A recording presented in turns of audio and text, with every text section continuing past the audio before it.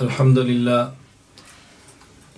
للہ وحدہ لا شریک لہ والصلاة والسلام علی من لا نبی بعدہ وعلی آلہ واصحابہ الذین اوفوا عہدہ اما بعد فاعوذ باللہ من الشیطان الرجیم بسم اللہ الرحمن الرحیم وکلا نقص علیک من انباء الرسل ما نثبت بہ فؤادک اللہم صلی علی محمد وعلی آل محمد کما صلیت علی ابراہیم وعلی آل ابراہیم انک حمید مجید اللہم بارک علی محمد وعلی آل محمد کما بارکت علی ابراہیم وعلی آل ابراہیم انک حمید مجید۔ اللہ تعالیٰ مغفرت فرمائے، درجات بلند فرمائے حضرت مولانا عبدالعلیم فاروقی نور اللہ مرقدہ کی، جن کی وفات کے بعد آج یہ تعزیتی سیمینار منعقد کیا گیا ہے۔ میں آج کے اس تعزیتی سیمینار میں آپ حضرات کی خدمت میں 5 باتیں عرض کروں گا۔ نمبر 1، جو شخص دنیا سے جاتا ہے اس کو میت کہتے ہیں، اور جن کا جاتا ہے ان کو اہل میت کہتے ہیں۔ کسی بھی شخص کی وفات کے بعد، رحلت کے بعد، انتقال کے بعد، کسی بھی شخص کے دنیا سے جانے کے بعد ایک ضرورت میت کی ہے اور ایک ضرورت اہل میت کی ہے۔ میت کی ضرورت ایصال ثواب ہے اور اہل میت کی ضرورت تعزیت ہے۔ ہم اہل سنت والجماعت احناف دیوبند ثواب کے بھی قائل ہیں اور ایصال ثواب کے بھی قائل ہیں۔ ثواب کا معنی ہے کوئی شخص نیک عمل کرے اور اجر خود لے، اور ایصال ثواب کا معنی ہے کہ کوئی شخص نفلی نیک عمل کرے اور اجر کسی اور کو دے۔ جس شخص کو اجر دینا ہے وہ زندہ ہو یا دنیا سے چلا گیا ہو، ہر شخص کے لیے اپنے نفلی عمل کا ایصال ثواب کیا جا سکتا ہے۔ تو ہم ثواب کی بھی قائل ہیں، ایصال ثواب کی بھی قائل ہیں۔ میت کی ضرورت ایصال ثواب ہے، اہل میت کی ضرورت تعزیت ہے۔ جو شخص دنیا سے چلا گیا اب خود تو نیک عمل کر نہیں سکتا، اور بعد لوگ نیک عمل کریں گے، اس کا اجر اللہ اپنے کرم سے اس کو عطا فرماتے ہیں۔ میت کی ضرورت تعزیت ہے۔ تعزیت کا معنی ہے تسلی دینا، حوصلہ دینا۔ جو شخص دنیا سے گیا ہے، وہ والد ہے تو اس کی اولاد کو صدمہ ہے، اولاد ہے تو والد یا والدہ کو صدمہ ہے، شوہر ہے تو بیوی کو صدمہ ہے، بیوی ہے تو شوہر کو صدمہ ہے، استاد ہے تو شاگرد کو صدمہ ہے، شاگرد ہے تو استاذ کو صدمہ ہے، مرشد ہے تو مرید کو صدمہ ہے، مرید ہے تو مرشد کو صدمہ ہے۔ کوئی نہ کوئی صدمہ اور افسوس انسان کو آتا ہے، اور وہ اس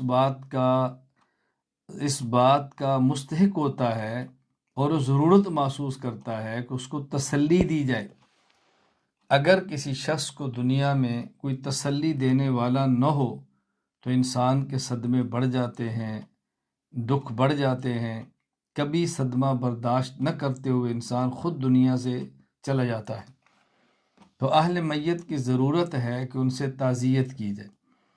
تعزیت کا ایک طریقہ قریب ہیں اہل میت کے گھر چلے جائیں، دوسرا طریقہ اہل میت کو فون کر لیں، تیسرا ان کو خط لکھ دیں، چوتھا ان کو میسج کر دیں، پانچواں آپ کوئی بندہ بھیج دیں، چھٹا آپ ان کو فیکس کر دیں۔ کسی بھی طریقے پر آپ تعزیت کر سکتے ہیں۔ میں بھی آج مولانا عبدالعلیم فاروقی نور اللہ مرقدہ کے بھائی حافظ عبدالعظیم فاروقی صاحب اور ان کے صاحبزادگان مولانا عبدالرحمن فاروقی صاحب، مولانا عبدالباری فاروقی صاحب اور حافظ عبدالمالک فاروقی صاحب سے تعزیت کرتا ہوں۔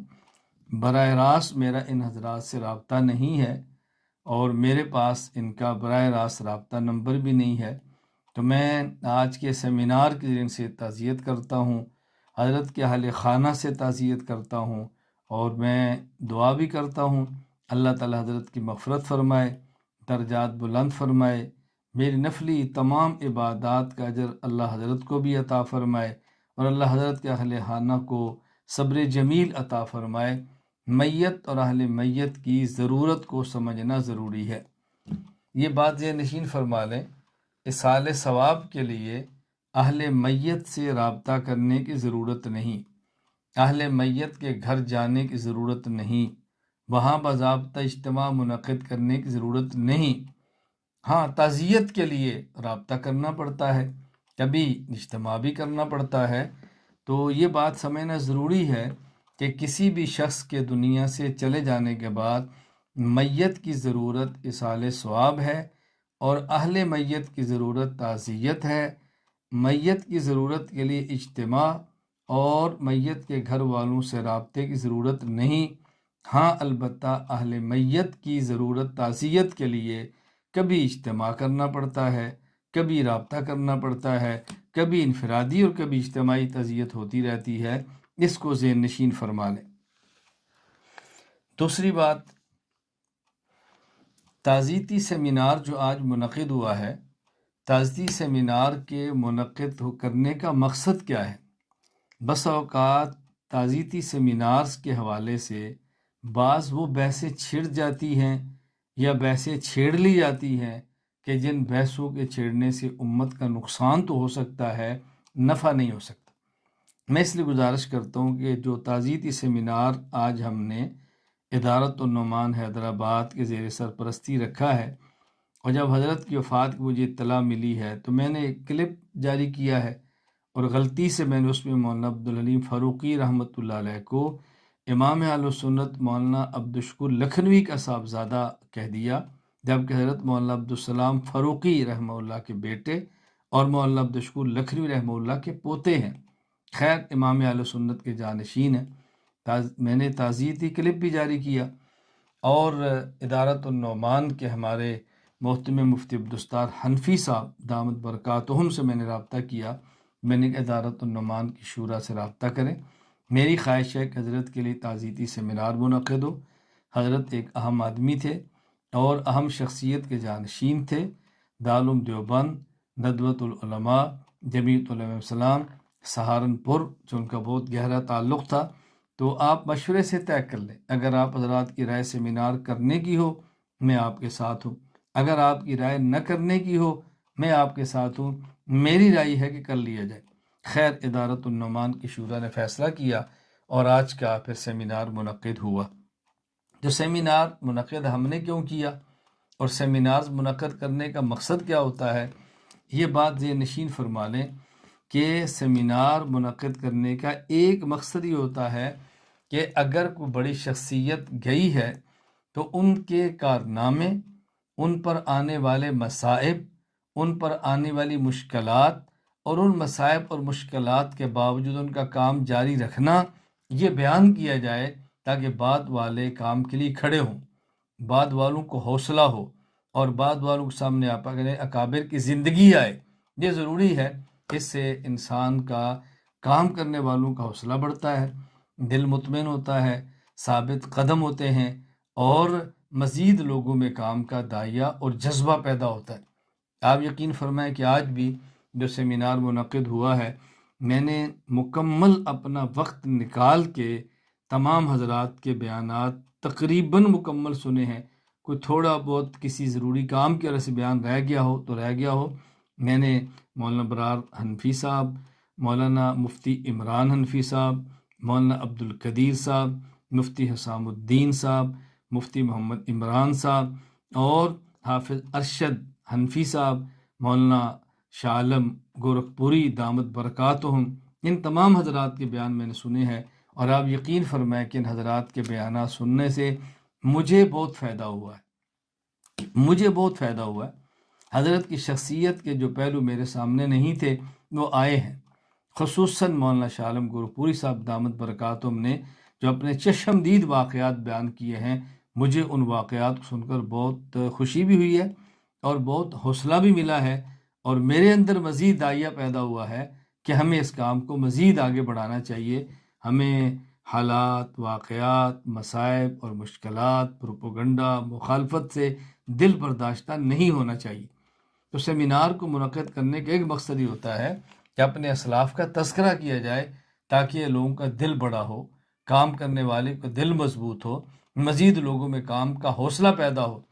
اور قرآن کریم کی آیت کریمہ کو میں نے اکابر کے حوال کو سنانے کے لیے بطور دلیل کے کس طرح پیش کیا ہے، اس کو سماعت فرمائیں.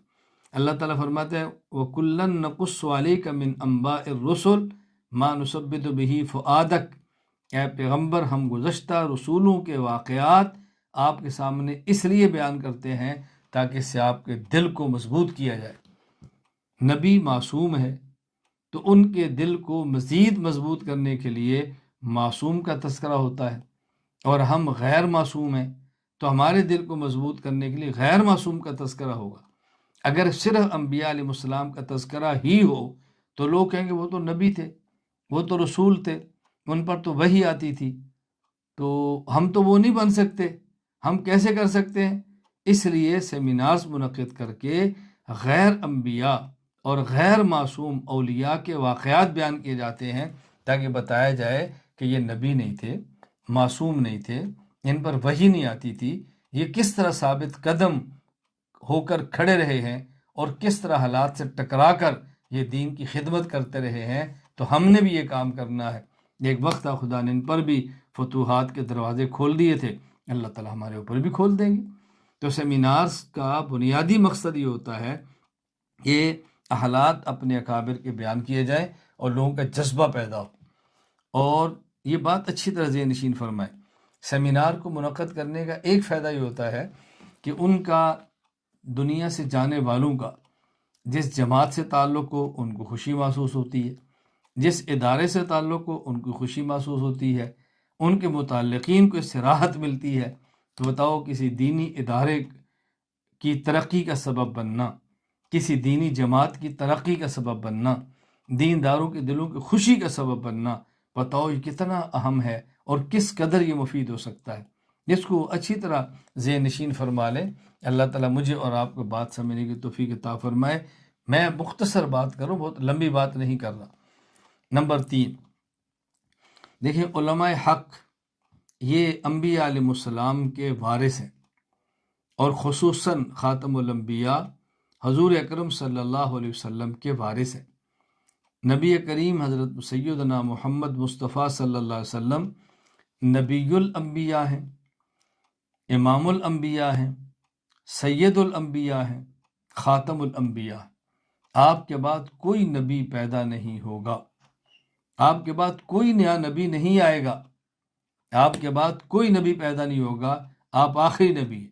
آپ کا اعلان ہے انا خاتم النبیین لا نبی بعدی، میں آخری نبی ہوں اور میرے بعد کوئی نبی پیدا نہیں ہوگا. حضرت عیسیٰ علیہ السلام پیدا نہیں ہوں گے، وہ نازل ہوں گے.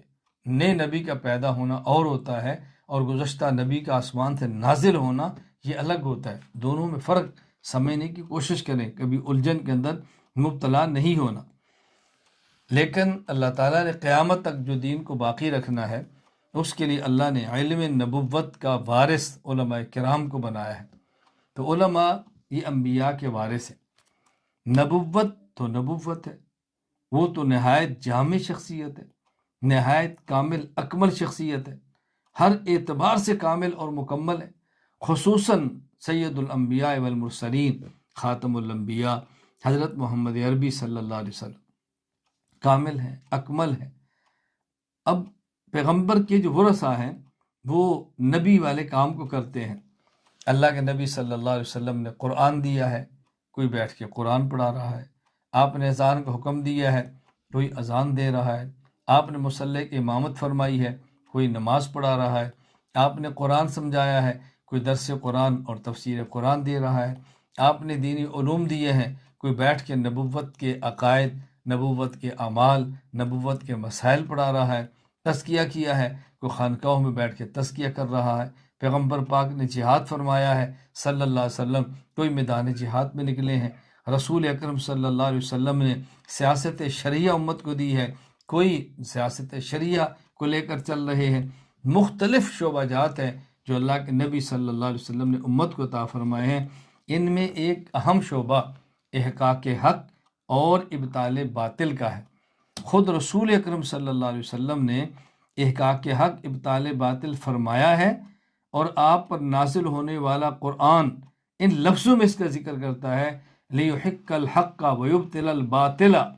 اللہ تعالیٰ مار کے قائم فرما دیتے ہیں تاکہ حق کا حق ہونا واضح فرما دے اور باطل کا باطل ہونا واضح فرما دے۔ اور ابطال باطل، احقاق حق ابطال باطل کتنا اہم ہے، خود رسول اللہ صلی اللہ علیہ وسلم اللہ سے دعا فرما رہے ہیں، اللہم ارنا الحق حقا وارزقنا اتباع وارنا الباطل باطلا وارزقنا اجتنابا۔ دعا مانگ رہے ہیں۔ اب اس حوالے سے ذہن نشین فرما دیں کہ احقاق حق ابطال باطل کے لیے ہم نے کیا کرنا ہے۔ احقاق حق ابطال باطل کے لیے بنیادی طور پر 4 چیزوں کا خیال رکھنا ہے۔ نمبر 1 اخلاص، نمبر 2 اعتدال، نمبر 3 دلائل، نمبر 4 تسلسل۔ اگر احقاق حق ابطال باطل کے لیے اخلاص نہیں ہوگا تو قیامت کے دن اجر نہیں ملے گا، جہنم کا ایندھن بن جائیں گے۔ اور اگر اعتدال نہیں ہوگا، تحریک میں تشدد ہوا تو پرتشدد تحریکات زیادہ دیر تک نہیں چلا کرتی، نقصانات بہت زیادہ ہوتے ہیں۔ اور اگر دلائل نہ ہوئے تو احقاق حق ابطال باطل کمزور ہوگا، یہ شکست کا سبب بن جائے گا، ذلت اور رسوائی کا سبب بنے گا۔ دلائل ہوں پختہ ہوں۔ اور اگر تسلسل نہ ہوا، کبھی ہوا اور کبھی نہ ہوا، کبھی تو لاکھوں کا مجمع اکٹھا کر لیا اور کبھی خاموشی سے سو گئے، تو باطل جو بیدار کر کے خود سو گے تو باطل کام کرتا رہے گا اور ہم ہار جائیں گے۔ تو احقاق حق ابطال باطل کے لیے علماء کرام کو چاہیے، ہمیں چاہیے کہ ہم 4 چیزوں کا خیال کریں۔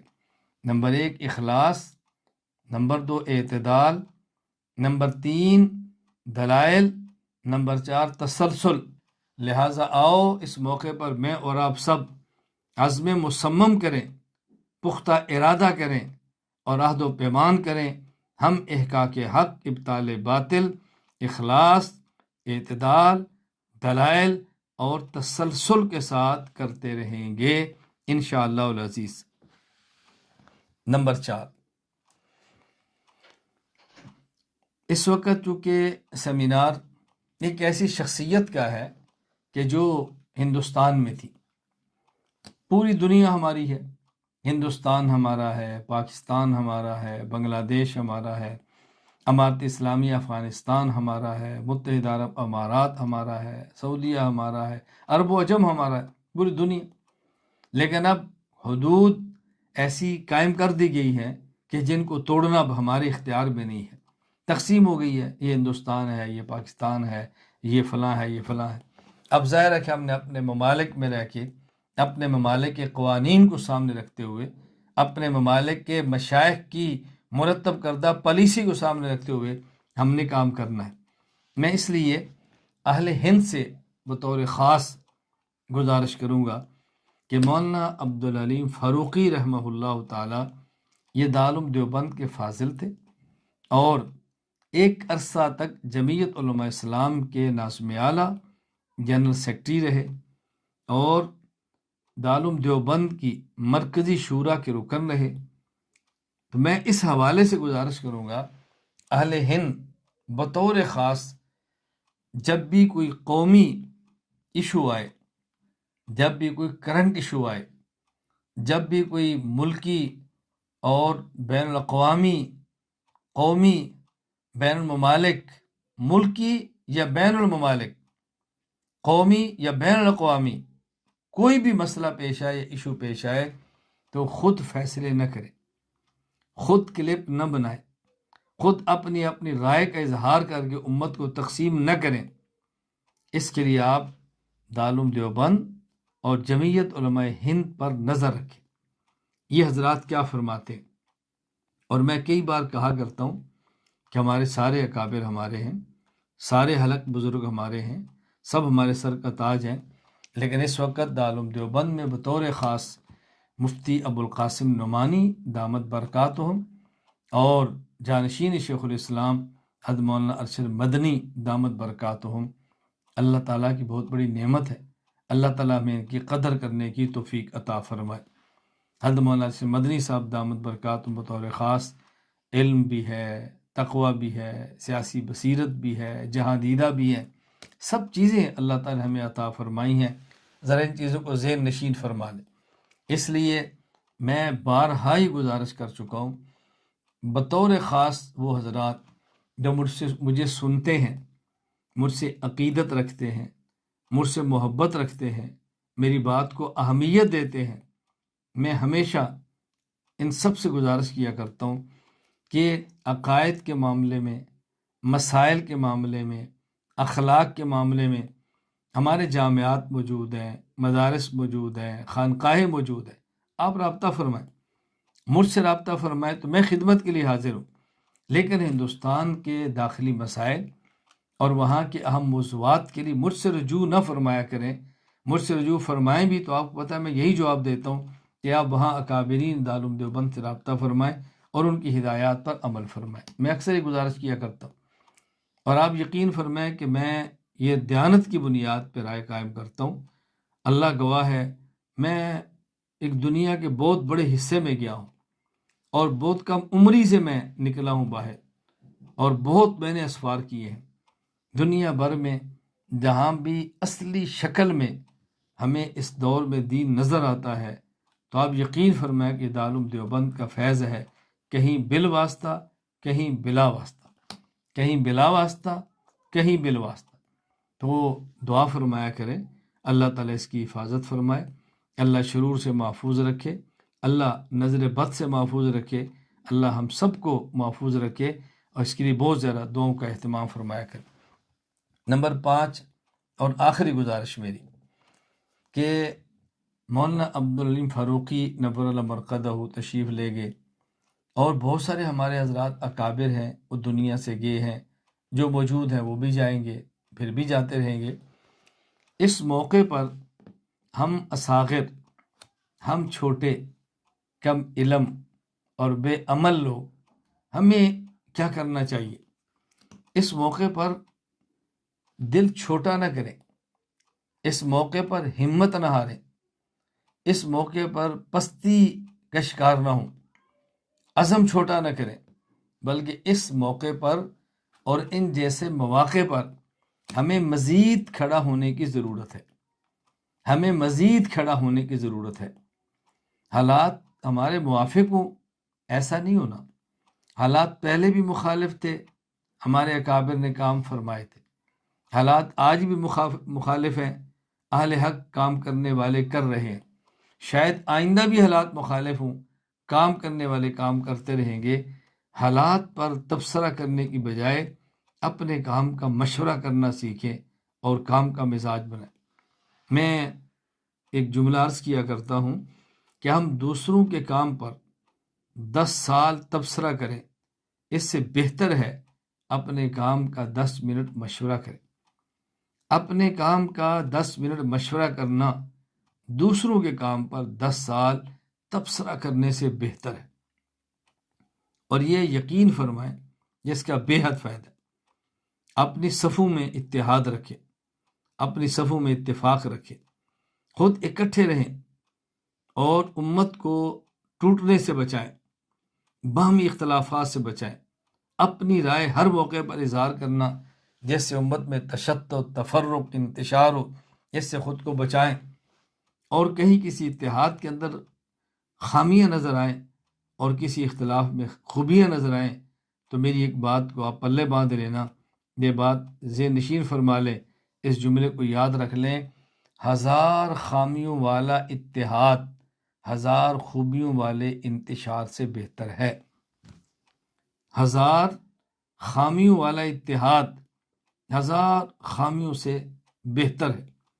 اتحاد اپنی صفوں میں رکھیں، انتشار سے بچیں۔ تو اس موقع پر اور ایسے مواقع پر ہم اپنے دل کو بڑا رکھیں، اور اپنا ذہن بنائیں کہ ہم نے کام کرنا ہے. یہ جو میدان خالی ہے ہم نے اس میدان کو خالی نہیں چھوڑنا.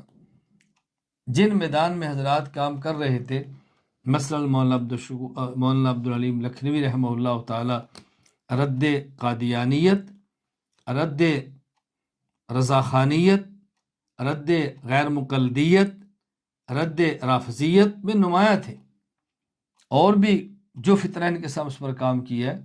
تو ہم نے بھی اس بات کا خیال رکھنا ہے کہ جن موضوعات پہ ہمارے اکابر نے کام کیا ہے، جن میدانوں میں ہم نے کام کیا ہے، ہم نے اس میدان کو چھوڑنا نہیں. آج کل ہندوستان میں ایک فتنہ شکیل بن حنیف کا بھی ہے، شکیلیت کا، اور بھی کوئی فتنے آ رہے ہیں. ان فتنوں کے لیے دارالعلوم دیوبند نے ماشاءاللہ اچھا نظم قائم کیا ہے. ابھی فروری میں میرا سفر تھا حرمین کا، تو مجھے دو حضرات ملے جو نمائندے کی حیثیت سے آئے تھے مجلس تحفظ ختم نبوت کی طرف سے، اور کام کر رہے تھے. پتہ چلا کہ دارالعلوم کی طرف سے آئے ہیں. ہر مولانا شیخ مدنی صاحب، مفتی ابوالقاسم نعمانی صاحب دامت برکاتہم کا ان کے پاس خط بھی تھا، اور فتنہ شکیلیت کے خلاف وہ ایک میدان میں نکلے تھے اور ملاقاتیں کر رہے تھے. مجھے پتہ چلا، انہوں نے رابطہ فرمایا، ملاقات کی خواہش کا اظہار کیا. میں بہت خوش ہوا. وہ تشریف لائے تو تقریباً کوئی 2.5 گھنٹے تک ہماری نشست رہی. ہمارے جو مکہ مکرمہ میں میزبان تھے ڈاکٹر نعمان خان لکھنؤ والے، تو میں نے ان سے کہا کہ ڈاکٹر صاحب چائے اور اچھی ہو، چائے اور پروٹوکول کی ہو، بہترین ان کے لیے اضافت کا اہتمام کریں، یہ نمائندے ہیں. 2.5 گھنٹے تک بیٹھے رہے، کھل کے باتیں ہوتی رہیں. میں نے گزارش کیا جو بات آپ مجھے فرمانا چاہیں فرمائیں، جو مجھ سے پوچھنا چاہیں پوچھیں. اور جب وہ تشریف لے جانے لگے تو میں نے ان سے کہا، میں نے کہا دیکھیں آپ حضرات تشریف لائے ہیں، میں نے اپنی ہمت کے مطابق میزبان کو کہا کہ اچھا دسترخوان چائے کا لگوایا ہے، اور میں آپ کی خدمت میں بہت تھوڑا سا، کوئی زیادہ ہدیہ نہیں ہے، تھوڑا سا میں آپ کی خدمت میں ہدیہ پیش کر رہا ہوں، آپ اس کو قبول فرمائیں. اور ہدیہ سے مراد پیسے ہیں کہ آپ اس کو خوشبو یا کھجورے نہ سمجھ لینا. تھوڑے میں نے دیے، میں اپنی حیثیت کے مطابق. میں نے ان کو جو بات کی تھی میں وہ سنانا چاہتا ہوں.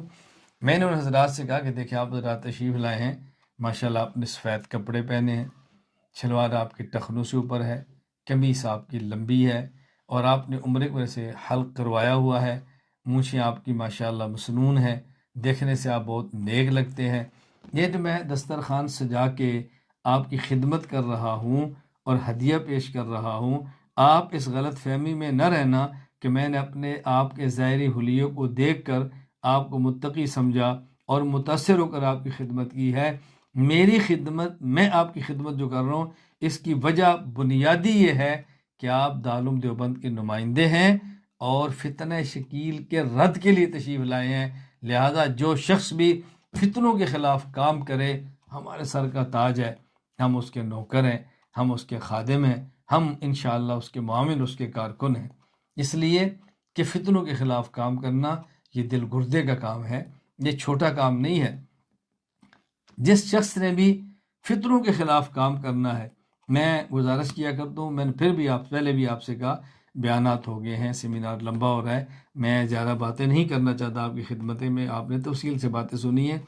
جو لوگ بھی فتنوں کا رد کرتے ہیں، میں ان کی خدمت میں گزارش کیا کرتا ہوں کہ فتنوں کا رد کرنے والے ایک تو یہ بازِ نشین فرما لیں کہ فتنوں کا رد کرتے کرتے خود فتنہ نہیں بننا. کبھی انسان فتنوں کا رد کرتے ہوئے خود فتنہ بن جاتا ہے، اور اکابر اس فتنے کے رد کرنے والے سے اتنے پریشان ہوتے ہیں کہ کسی اور رد کرنے والے کی حوصلہ افزائی کے لیے تیار نہیں ہوتے.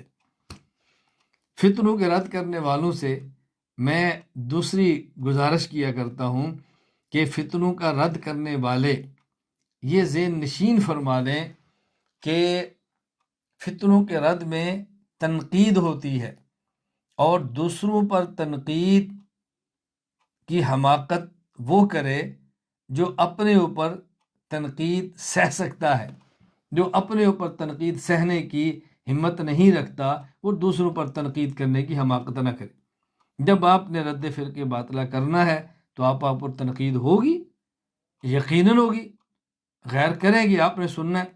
آپ یقین فرمائیں میرے اتنے کلپس مجھ تک آتے ہیں کہ جو ہمارے مخالفین کانٹ چھانٹ کے وہ کلپ لاتے ہیں کہ دیکھو جی مولانا نے کیا کہہ دیا، مولانا گمر صاحب نے کیا کہہ دیا، مولانا گمر صاحب نے کیا کہہ دیا۔ وہ سابقہ لاحقہ آگے اور پیچھے کاٹتے ہیں۔ یعنی بس اوقات میں ایک عبارت کا اعتراض، اس عبارت کے اعتراض کا جواب دیتا ہوں، تو میں نے جو اعتراض نقل کیا ہوتا ہے اس اعتراض کو پھیلا دیتے ہیں اور جواب چھوڑ دیتے ہیں کہ یہ دیکھو مولانا الیاس گمن صاحب کہہ رہے ہیں۔ مجھ تک کلپ آتے ہیں، میں اس کو سنتا بھی نہیں، ڈیلیٹ کر دیتا ہوں۔ میں کہتا ہوں میں پریشان نہیں ہوتا۔ میں اکثر ایک جملہ کہتا ہوں کہ ہمارے بہت سارے حضرات کہتے ہیں بھائی ہم سنی انسنی کر دیتے ہیں۔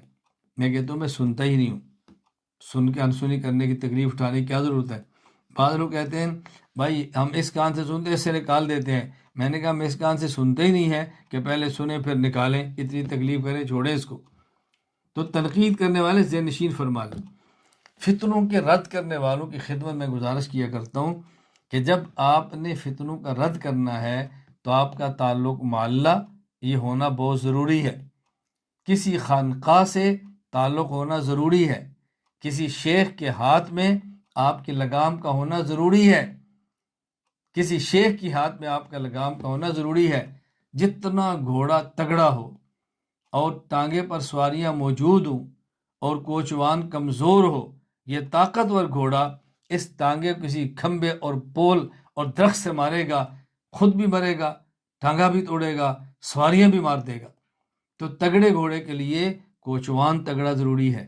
رد فرقے باطلہ پہ کام کرنے والا جتنا ہی جری، بے باک، بولار اور مضبوط دلائل کا مالک ہو، اچھا خطیب ہو، اس سے مضبوط اس کا پیر پیچھے ہونا ضروری ہے جو اس کی لگاموں کو کھینچتا رہے۔ اور جب وہ پیر کرتا جائے گا اس کے بولنے کا سٹائل بدل جائے گا، چلنے کا انداز بدل جائے گا، لوگوں سے تعلقات کی نوعیت بدل جائے گی۔ اللہ ہم سب کی حفاظت فرمائے۔ میں اس لیے آپ حضرات کی خدمت میں گزارش کرتا ہوں جو حضرات تشریف لائے، بیانات فرمائے، اللہ تعالیٰ ان کو اپنی شان کے مطابق اجر عطا فرمائے۔ جن حضرات نے وقت دیا، گفتگو سماعت فرمائی، اللہ تعالیٰ آپ کو بھی شان کے مطابق اجر عطا فرمائے۔ مجھے اور آپ کو اللہ اکابرین کے ساتھ وابستہ رہنے کی توفیق عطا فرمائے۔ اس لیے میں گزارش کروں گا کہ ہم نے حقاق حق ابطال باطل کرنا ہے، لیکن خانقاہوں سے تعلق رکھ کے کرنا ہے اور مشائخ سے تعلق رکھ کے کرنا ہے۔ اپنے اکابر کی راہ سے آگے نہیں بڑھنا، ان کے ساتھ رہ کے کام کرنا ہے۔ آپ یقین فرمائیں اس کے اندر بہت سارے فوائد۔ میں ایک بات عرض کر دیتا ہوں، میں پھر کہہ رہا ہوں، میں بات بڑی مختصر کر رہا ہوں کہ کافی وقت زیادہ ہو گیا ہے۔ میں پھر عرض کرتا ہوں، میری بات اچھی طرح ذہن نشین فرما لیں۔ اگر ہم اپنے اکابر، اپنے مشائخ، جمہور اہل سنت والجماعت کے ساتھ رہیں گے تو جو مقبولیت اللہ نے ان کو دی وہی مقبولیت، محبوبیت ہمیں ملے گی۔ جو اللہ نے مدد ان کے ساتھ فرمائی وہی مدد اللہ ہماری کریں گے، اور قیامت کے دن جہاں اللہ ان کو رکھیں گے اللہ تعالیٰ ہمیں ان کے ساتھ جڑنے کی وجہ سے وہیں رکھیں گے۔ بتاؤ، دنیا میں قبولیت بھی مل جائے، دنیا میں مدد بھی مل جائے اور آخرت میں عشر اچھا بھی ہو جائے تو پھر کیا ضرورت ہے اپنی رائے پیش کر کے اپنے کابر سے کٹنے اور الگ ہونے کی۔ اللہ تعالیٰ مجھے اور آپ سب کو دین کی خدمت کرنے کی، ہماری نسلوں کو بھی دین کی مقبول خدمت کرنے کی توفیق عطا فرمائے۔ وآخر دعوانا ان الحمد للہ رب العالمین۔